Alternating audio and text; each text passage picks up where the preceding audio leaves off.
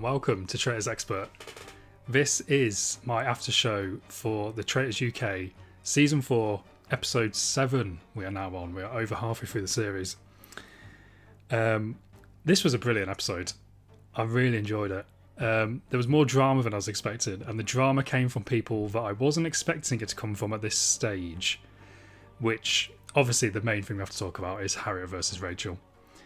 Harriet was onto Rachel in the previous episode. She believed that Fiona and Rachel's argument was traitor on traitor warfare. She accurately worked that out. It was kind of brilliant.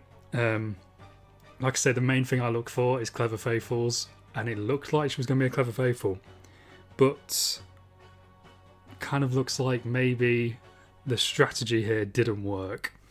But in the long run, maybe we'll find out.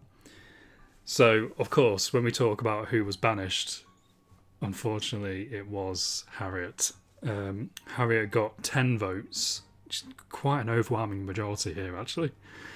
Because in second place was Rachel, Matt and Jade, all joint second place with 1 vote each. Interestingly, this is Rachel's first vote of the entire series, because even though Fiona came out against Rachel quite hard in the previous round table, even Fiona didn't vote for Rachel in that episode. Fiona randomly voted for Sam. So Rachel, up until this episode, had no votes. Someone else who had no votes until this episode was Harriet, which we'll get onto in a minute. Because I just want to go through the combined vote count if anyone enjoys this. So these are every vote from every round table, all added up for the entire series. So out of the people that are still in the game, the person who is leading is actually Sam. Sam is in with 9 votes. Quite a lot, really. Jade is then in second place with 8 votes. I can't understand that. She keeps getting votes. Rachel voted for her this time. I don't see any evidence for Jade at all. The only thing I can think of is like the whole second guessing yourself. She's so innocent that she must be a traitor. There was a little bit of suspicion now because she was Amanda's top pick, and now Amanda's been voted out, and they know that she's faithful, and they also know she's a police detective. It's kind of added some credibility to her claims against Jade, but I still don't see it. And this is interesting when we talk about Harriet in a bit. Just because someone's voted out as a faithful doesn't mean they were right about their accusations. But yeah. Interestingly, third place for the combined vote count of everyone that's still in the game, Stephen. It's 4 votes. He's still in third place. He hasn't had a lot of heat on him in the last couple of episodes. I mean, it's kind of worked for his favour that there's been so much infighting and attention on Rachel. Stephen's kind of getting away with it now. So Stephen's on 4. And then we've got James on 2, Adam on 2, Ellie on 1. Matt picked up his first vote in this episode, so he's now on 1. And then Rachel on 1. So the people who have had no votes throughout the entire series is getting smaller and smaller. Now it's only 4 players. That is Faraz, Jack, Jesse, and Roxy. So those are your Hundies. Those are your absolute faithfuls. So yeah, they're doing really well at the minute. So when we look at the full cast, we have gone down from 22 players. We are now only on 12 players. So it's getting much further down now. We're getting much less players. So we're getting towards the end. Yeah, so I just wanted to point out a comparison that Harriet had no votes at all until this episode. No votes across the entire series. So she'd barely had any suspicion. At least in the edited show, no one had really mentioned her that much. She actually, she was kind of applauded for being one of the people leading the charge against Hugo. So she's gone from no votes at all to being banished in one night. And the other player that happened to was Fiona. Fiona had no votes until her banishment. Both of them, very similar stories here. You know, Fiona publicly comes out against Rachel, and then in the next available round table, she goes from no votes to being voted out. The exact same things now happen to Harriet. Harriet publicly came out against Rachel. The next available round table, she's gone. So does that say something about Rachel's popularity within the group? Her influence, like soft power? Because at the end of the episode, even though Harriet has put this impassioned plea against Rachel, proven she's a faithful, they still are not suspecting her. It seems like they are suspecting... Who else was she accusing? She was accusing Roxy and Matthew, I think, wasn't it? So they're now putting attention onto them. They've just completely dodged her. We'll get on to my... what I would be saying if I was a faithful to the rest of the faithfuls about that. Well, I might as well say it now. What I don't understand is the way the game works now, and they must all know this, is when you get to the fire pit at the end, the final voting part of the show, the final, you do not know when someone is voted out if they are a faithful or a traitor.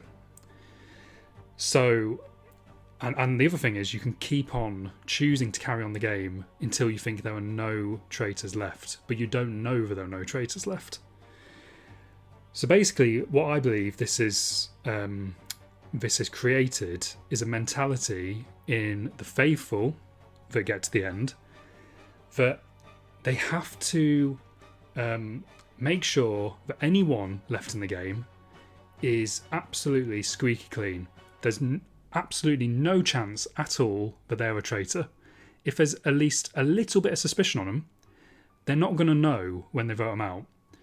So if you want to take absolutely no risks that you are going to lose the game and lose the prize money, you have to eliminate everyone that has even a little bit of suspicion. And we saw this in season 3 of the UK show, because it got to a point where most of the players left in that final were faithful. But the paranoia of not knowing that they're faithful when you vote them out, and not knowing mathematically that you've voted out 4 traitors at that point, or 3 traitors, and then kind of thinking, right, we've voted out 3 traitors, there's probably not any more, let's end the game. Because they don't know that, they could have only voted out 2 traitors. So it's just safer to vote out anyone with a little bit of suspicion. So in that series, there was a couple of players, I think Alexander, for example, where people had kind of mistrusted him a little bit throughout the entire game. There wasn't any like particularly strong evidence that I remember. But because there's been a bit of suspicion, if you want to be absolutely sure we are going to win this prize money, you might as well get rid of him. Which is brutal and it's really unfair, but I kind of understand from a strategy point of view why you would do that. So where am I going with this? So when you get to the final vote, the fire pit, what I would be saying to the other faithfuls is, once you get to that vote, you need to be absolutely sure that that person is a faithful. So if there's people that you've got a little bit of suspicion on, that there's been a bit of heat on, that in this game in particular, so we're talking about Rachel here, I would say, look, there's been 2 players that have come out now against Rachel publicly and said she's a traitor. One of them was faithful, one of them was a traitor. If anything, I think that's even dodgier, because the traitor would have known that Rachel's a traitor and could have been doing that as a tactic. And the faithful, you would hope you could trust they're faithful and you would trust their judgment, even though, like I say, you could be a faithful and wrong. But anyway, this is a player that we've had 2 people publicly come out against in a way that actually hasn't happened very much on the show before. So I would say, when it gets to that fire pit, would you be comfortable keeping her in the game? Would you trust her enough to risk your prize money that she is a faithful? And I think the answer from a lot of people would be no, that I do not trust her enough. There is at least, even a 1% chance that she's a traitor. That would probably put you off. If you're just about the money, if you just want to win the money. So say, if you only care about the money, yeah, would you keep her in the game? And if the answer is no, so if the answer is no, I do not trust her enough that I would keep her in the final, then I would say, why are we keeping her now then? Because if we vote her off now, we will find out whether she's a traitor or not. If you keep her in because you like her, because you're friends with her, because you're not sure, like, yeah, there's a bit of suspicion, but I don't know. I don't personally think she's a traitor, so I'm not going to vote for her. I'm not going to get behind these people that are saying that. I'll keep her in. If you keep her into the final, you aren't going to know if she's a traitor at the end. It's going to be a blind, banishment. So it's better off to get her out now when you know at the end if she was or not. So if there's people in the game that are a little bit suspicious, there's no point keeping them around. Just get rid of them. Which I know is easier said than done because you need the rest of the group to agree with you. But this is someone that 2 people now have come out against. So that's the argument I'll be trying to make to them. That maybe instead of just randomly going for someone that we feel could be a traitor, like a Jade, why don't we just vote out a suspicious person? Like Harriet. Previously, no one had said anything about her. Maybe instead of voting for her, maybe we vote for someone who's got a little bit of suspicion, because we wouldn't want them in the final anyway. Yeah, that's my passion plea. That would be my passion plea to the faithful, my fellow faithful. Let's just get rid of her now, so it's not a risk in the final. Because what's the point of keeping in someone who is going to be a risk in the final? But yeah, that's my theory on that anyway. But yeah, so we haven't even really spoken about the episode yet. Harriet in this episode was amazing to watch. She had some amazing moments. That confession booth at the beginning. Brilliant. Brilliant from a TV point of view, I'd say. Brilliant from a TV point of view. It was amazing seeing her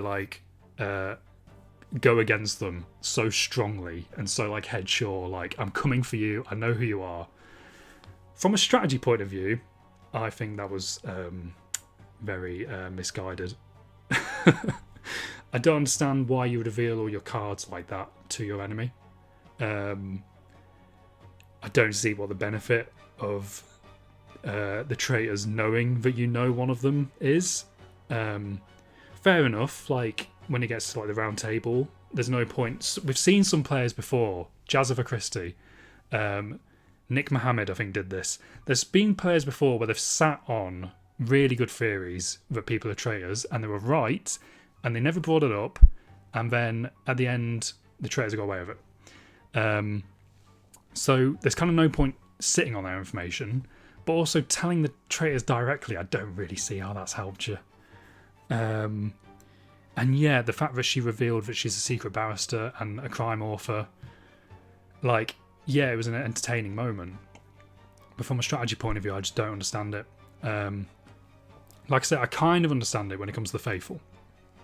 Because then, after the confession booth scene, which, like I say, was pretty fun to watch, we had the breakfast table scene where she then revealed everything, pretty much everything that she revealed to the traitors, she then revealed to the group.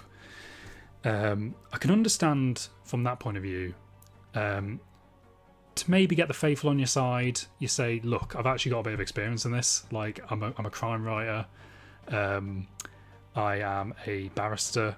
They might then believe you a little bit more. But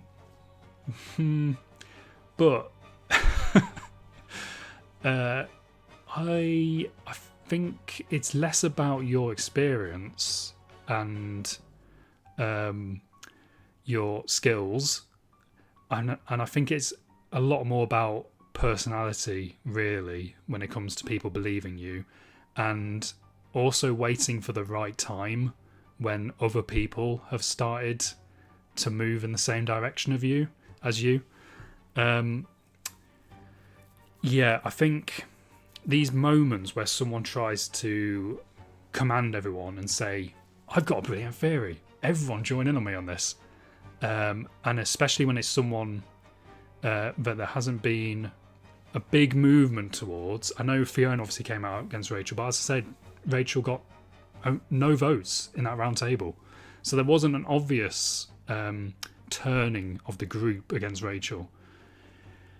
You need people to already be kind of thinking it, and then you just kind of push them over the edge into suspecting her. When it comes out of nowhere, I think it then makes people suspicious of you. And like I say, I think there's also a large element of personality here. And the way that Harriet portrayed her arguments, she started off really well. She started off really calm and just putting out her points. And then it turned personal when Roxy was she wasn't really even interrupting her, really, was she? Roxy tried to sort of jump in and ask a question, and then she like shut her down in a very abrasive, slightly rude way. And I can understand in the moment people can flare up and you can react strongly. But like I say, I think convincing people in this game, it's a lot about how you present your argument, not necessarily what your argument is. And if you present it in an angry, abrasive, too confident way, it actually does seem to backfire on you most of the time. So the way she's presented her argument has kind of been to a detriment, and is partly why she's now being voted off instead of Rachel. Rachel has actually, at least in this episode, she has actually reacted quite well. She's not really turned it personal, even though I think some of the attacks she's been facing from Fiona, now from Harriet, they have felt a bit personal. The way that when they came out that breakfast table bit, and Rachel, I think quite cannily, went up to Harriet and said, "Look, can we just have a talk about this?" To try and like diffuse the situation a little bit. And then the way Harriet shut her down then and said, "No, I've got nothing to say to you." It's kind of ironic that later on Harriet was the person saying, "Oh, it's just the game, you know, I can have friends, but then the game's something different." Well, the way she shut her down then, that's not playing a game. A lot of what I think about with the Traitors, what makes me cringe a bit sometimes, is when people are treating it as if it's not a game. When people are getting overly emotional, crying, unless there's like a good reason. If it's just because of getting a bit of suspicion on them and they start crying, I can understand that like you could take it personally, and maybe I would in that situation. You don't know until you're there. But a lot of the time, people have this weird reaction where they react far too emotionally, in my opinion. Like, this is effectively like a large board game, and like if I was playing a board game with my family and they started like crying about things, it'd just be really weird. So yeah, that's where I think Harriet's gone wrong in this, is that she's tried to just be very confident, very brash, take things in a stride, but then has shut people down too forcefully and not thought about the personal like side of things. You kind of do need to make friends, and that's kind of how you win this game. If you make a friend with a traitor, they might keep you in for quite a long time. That's where she's kind of gone wrong, I think. And like I say, revealing her cards too much. I can understand that she felt safe in that moment in the confession booth with the Traitors, because the Traitors weren't going to be able to murder someone that night. So fair enough, you feel safe in that moment, you think, right, I'm just going to reveal everything. But you're safe for that night, but every other night afterwards and banishments, you're not safe. And as soon as she did that, as soon as she said, "I'm a secret barrister, and also I know that it's Rachel," and she was right about Rachel, as soon as you've done that, you've put a massive target on your back. And it just means it's basically inevitable that you're going to get eliminated, either from banishment or from murder. So that was, from a strategy point of view, I think that was a very bad move. And clearly it was a bad move because she got banished. But it's going to be interesting to see if what she said at the round table does have any sway. And I think it will eventually. Because like I say, if Rachel gets to that final and there's enough faithfuls left, you would vote her out, wouldn't you? Like, you'd be mad to keep her in. She's had so much suspicion against her. But yeah, anyway. Something I just want to point out when we're talking about like that breakfast scene is Jessie makes me laugh so much. Like, her reactions are hilarious. It's just like gobsmacked. Everything that's happening. She kind of feels almost like the audience surrogate. Or is surrogate the right word? That's like It's like a pregnancy thing, isn't it? So audience. No, it is surrogate, isn't it? Oh, I don't know. She's there in place of the audience. She's giving the audience reactions to things, and it's just hilarious. I find it really funny. Like I said, I really hope. Well, she can't get murdered tonight, can she? She's got a shield. Oh, shields. I think we're going to do like an episode, maybe when the Traitors ends, about ways I think the show can improve. And shields is something that like drives me nuts. Quite often, shields don't work how they should do, in my opinion.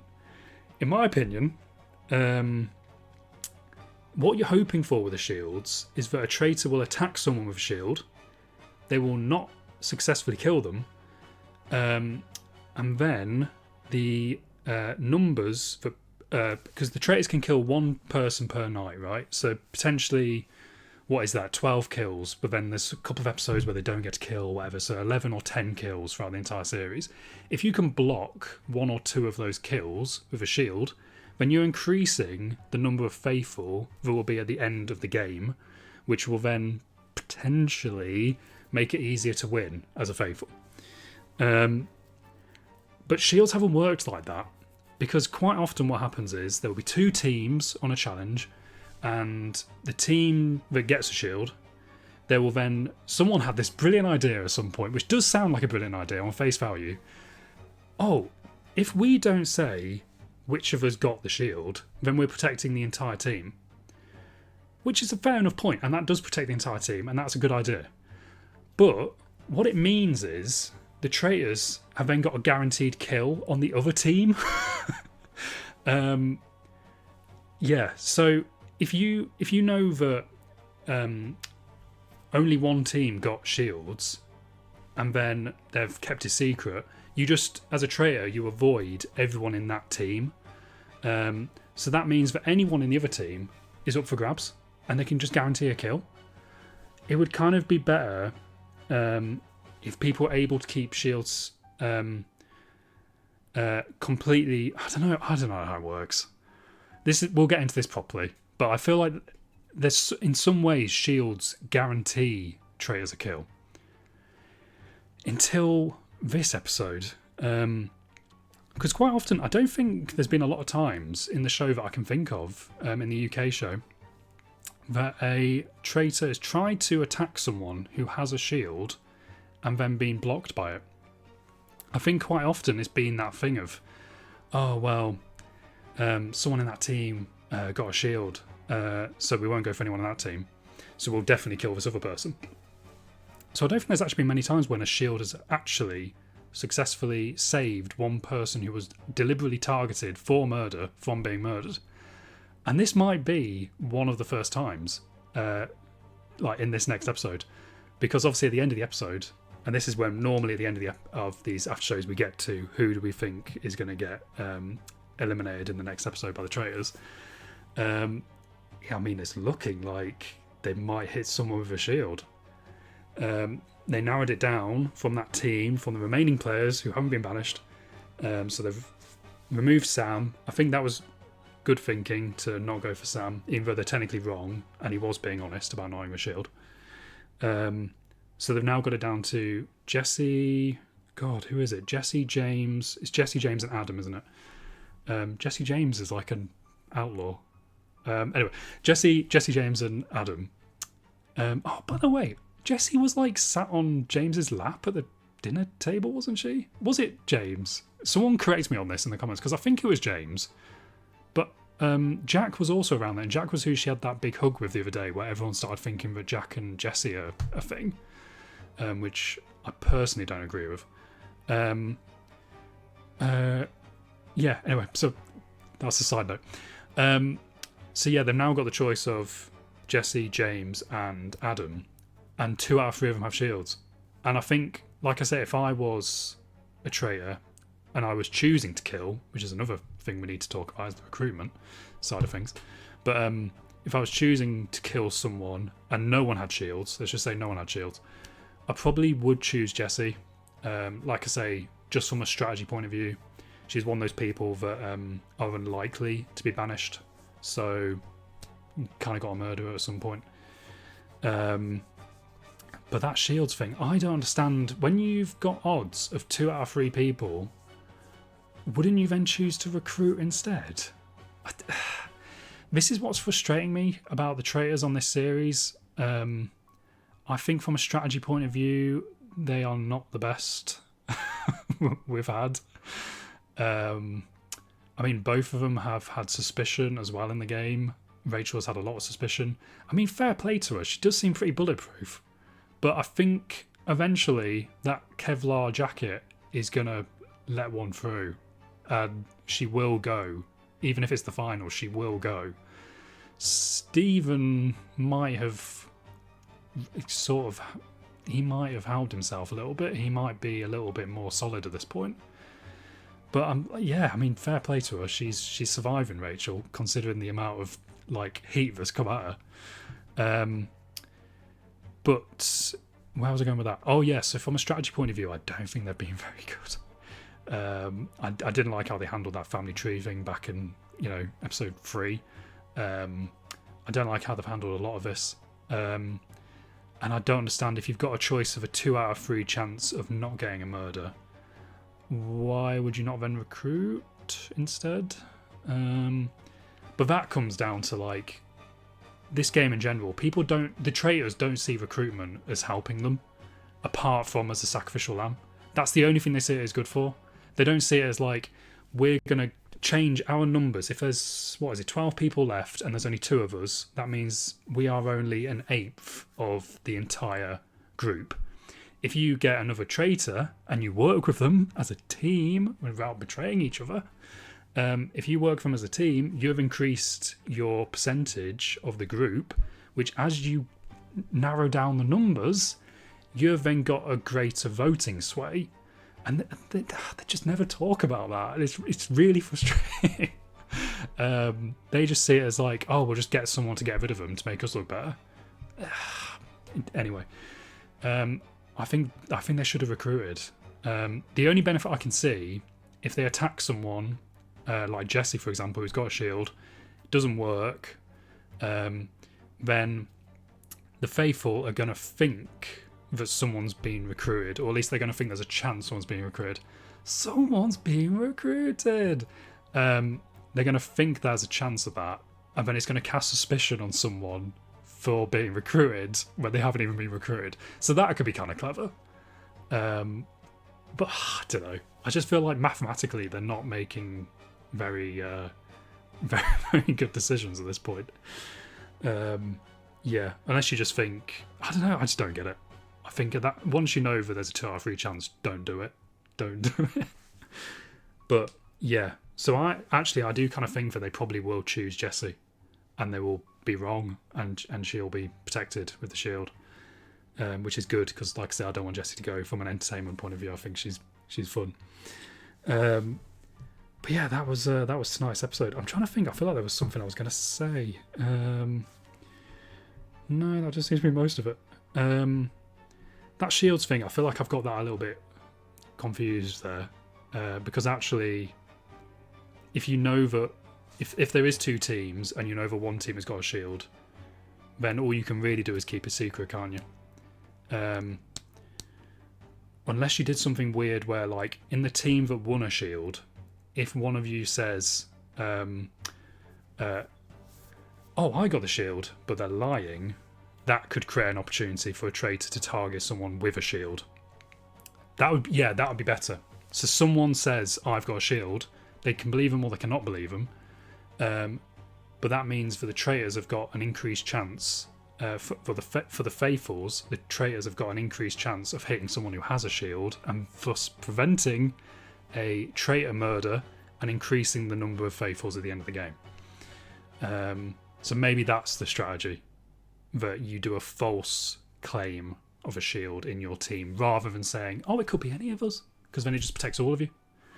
That would be better. That would fix it. Yeah, there we go.